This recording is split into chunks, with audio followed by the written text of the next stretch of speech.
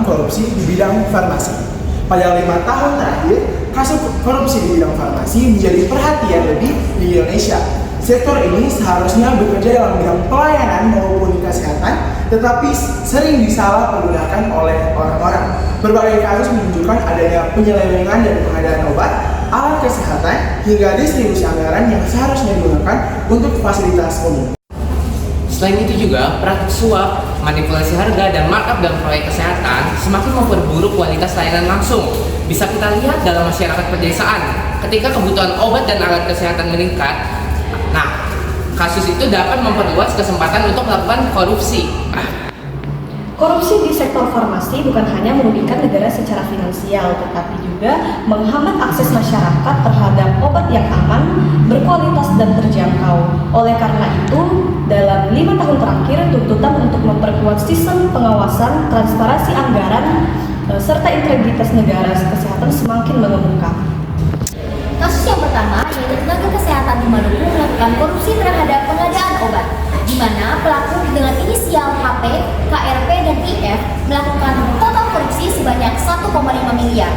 Dengan hukuman yang dikenakan yaitu dasar hukum pasal 2 ayat 1 Undang-Undang Nomor 31 Tahun 1999 junto Undang-Undang Nomor 20 Tahun 2021 tentang TPK, di mana dengan ancaman hukuman kurungan badan hingga 20 tahun penjara.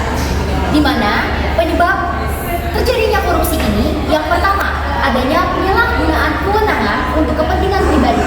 Yang kedua, kurangnya transparansi dan akuntabilitas. Dan yang ketiga, lemahnya sistem pengawasan dan penegakan hukum yang terjadi di Indonesia.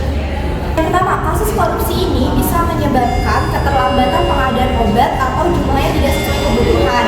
Yang kedua, bisa menurunkan kualitas pelayanan kesehatan di masyarakat. Yang ketiga, kasus ini menurunkan kepercayaan masyarakat terhadap tenaga kesehatan atau instansi pemerintah.